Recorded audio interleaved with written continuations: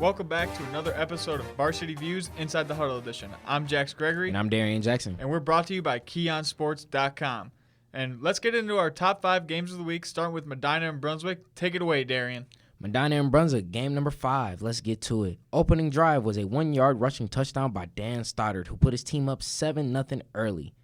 And on top of that, Brunswick would get the ball. They would fumble a kickoff. Dan Stoddard would throw a 26-yard touchdown to Austin Knowles.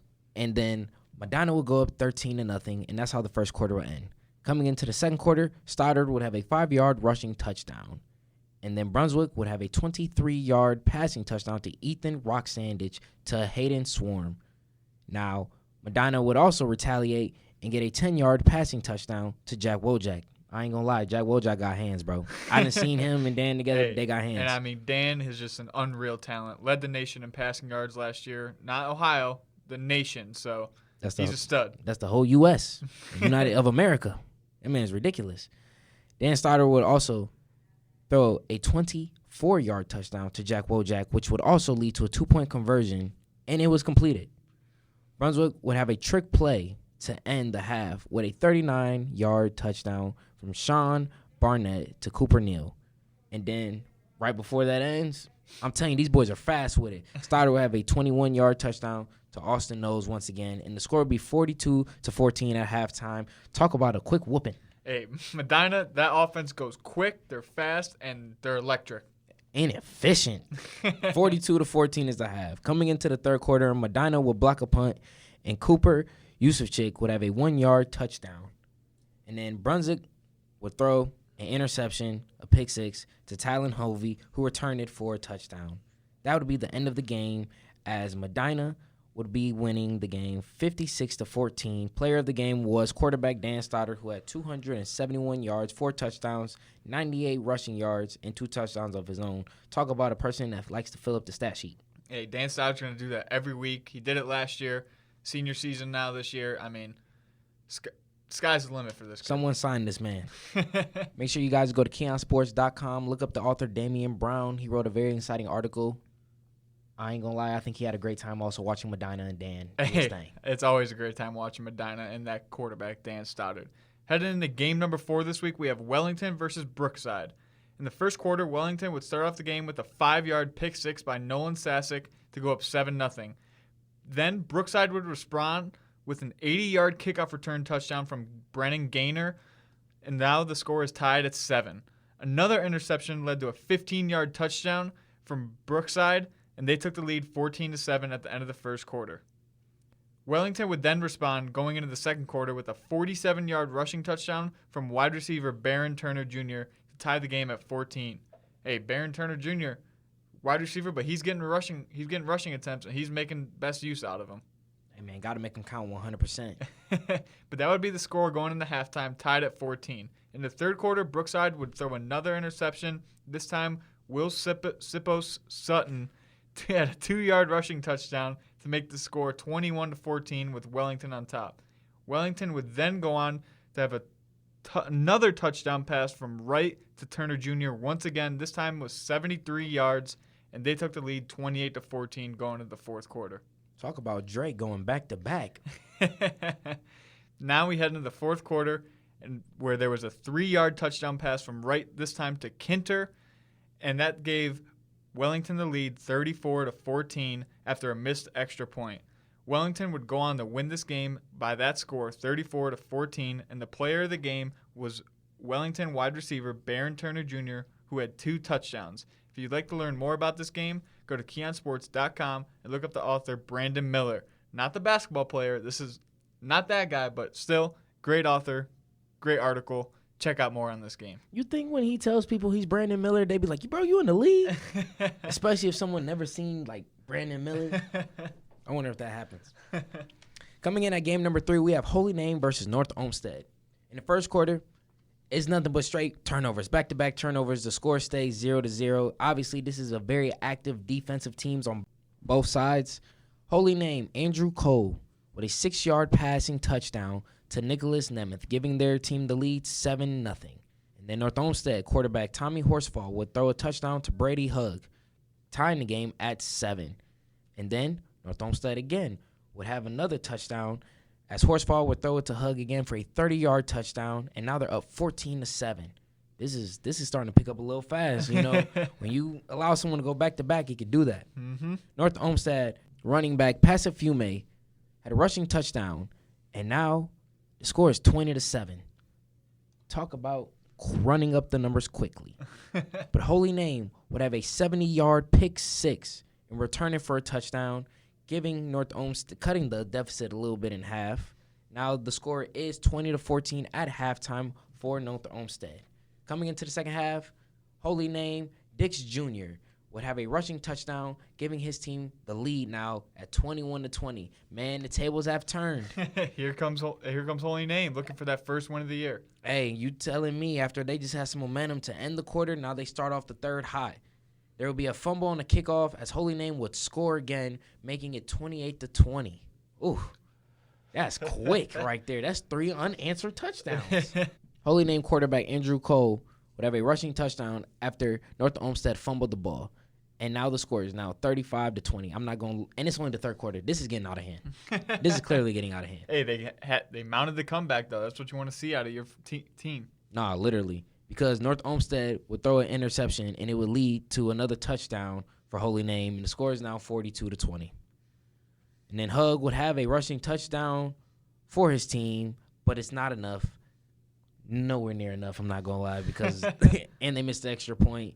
So the score would be 42-26, Holy Name, as player of the game was William Dix Jr. with 2 touchdowns. Make sure you guys go to KeonSports.com, look up the author, Faith Zakovich, and show her some love, leave a comment. And she wrote a great article, man. They all be, hey, man, everybody on the squad be writing great articles. So make sure y'all just be tuning in. You got that right. And coming in at game number 2, we have Massillon versus St. Ed's. Now, Massillon beat St. Ed's last year. Let's see if they can do it again. First quarter, defenses came out firing. They were strong, screaming, everything going. Everything's going, but nothing's going for the offense. Nah, literally. 0-0 at the end of the first quarter.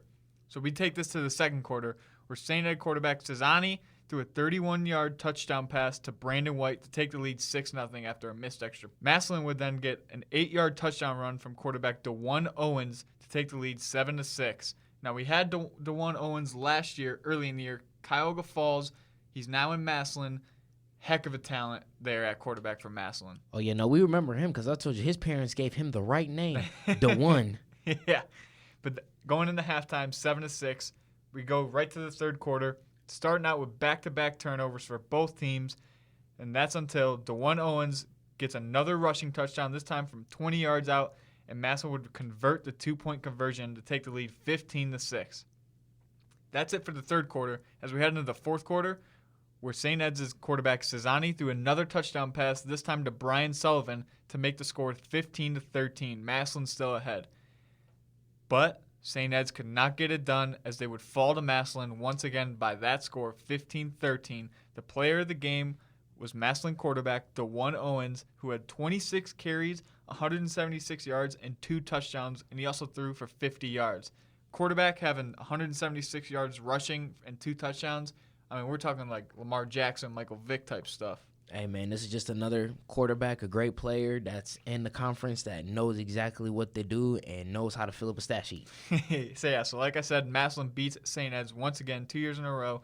And if you'd like to learn more about this game, go to KeonSports.com and look for Devin Lowe. He wrote a great article, saw a great game, got to witness DeJuan Owens, which that's a pleasure. That's a pleasure. Shoot, I'm trying to witness DeJuan. One of the best quarterbacks in Ohio, in my opinion. Hey, say a lot and proud, my boy.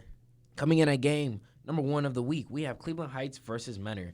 Obviously, this was number 1 for a reason. You're gonna see why, and it's kind of crazy. I'm gonna tell you guys about it. So Cleveland Heights, Amar Lakes has a rushing 35-yard touchdown, giving his team early a 6-0 lead as the point after was blocked. The second quarter, some kid from Mentor kicked a 44-yard field goal. I'm leaving him nameless because I want to figure it out later. Like, he kicked a 44-yard field goal, cutting the deficit in half, making it 6-3. But what high school kid kicking 44 yards? That's a deep field goal for a high school kid. Some Browns kickers can't even kick 44 yards. Like, this isn't like, a punt. Cade York. He's cut, though. It doesn't matter. Not you throwing subliminals in a high school show. It's crazy. Yeah, 44 yards, man. Crazy. Coming into the third, we got a defensive battle as Menor blocks a punt, and I'm gonna tell y'all right now, this is gonna get hectic because you're not gonna believe this. Nobody scores in the third quarter. Nobody really scored in the second quarter, but a field goal. Coming into the fourth, Menor somehow gets off another 26-yard field goal, tying the game at 6. And this would have to lead us to go to overtime. Hey, all Cleveland Heights had to do was make that extra point, but it was blocked. So it's not like they just missed it. It got blocked, so good hustle by the Menor special teams. Yeah, because you tell yourself, like, we win this game, essentially, if this block does not happen. Yeah. But you also think you win this game if someone doesn't kick 44 yards in high school. This is crazy. Going into overtime, the very first play, Ben Pierce to Justin Hodge was a 20-yard touchdown, giving Menor the lead 13-6. And in Cleveland Heights, John Gordon would have a 5-yard rushing touchdown. And they would go for the 2-point conversion, and it was good as Amari Lakes to Amir Atkins on a screen pass, giving Cleveland Heights a 14-13 win in overtime. Talk about swift action. Hey, gutsy call a screen pass on a 2-point conversion, goal line defense down there. Everybody's going to be playing up tight, so, hey, it worked. Good job by Amar Lakes and a great job by Amir Atkins to get in there. Hey, man, a win is a win. As player of the game was Cleveland Heights quarterback Amir Lakes, as he had a rushing and a passing touchdown. If you guys want to read up more about it, make sure you guys go to KeonSports.com. Look up the author Bryce Halt. He wrote a great article about this. Like I said, everybody on here, part of the squad, makes great articles. You guys got to get on KeonSports.com and start looking them up, man. And with that, that's our top 5 games of the week. Now we'll head into the player of the week, which was Rocky River quarterback Julian Patty. You know, we didn't have his game, but he had a heck of a game. He launched 7 touchdown passes on 20 of 27 passing for 331 yards. So, Julian Patty, shout out to you. Keep balling. I mean, that's just undebatable numbers that you can't beat. 7 TDs in a game is crazy. Someone he signed had as that, many man. touchdowns as he did incomplete passes. Someone signed that, man. That's a crazy stat when you say that out loud. Someone signed that, man. Well, y'all, that's all the games we have for you guys in Week 5. Make sure you guys tune in, tap in for us next week. Catch us during Week 6. I've been your host, Darien. And I'm Jax. And we're going to see y'all later.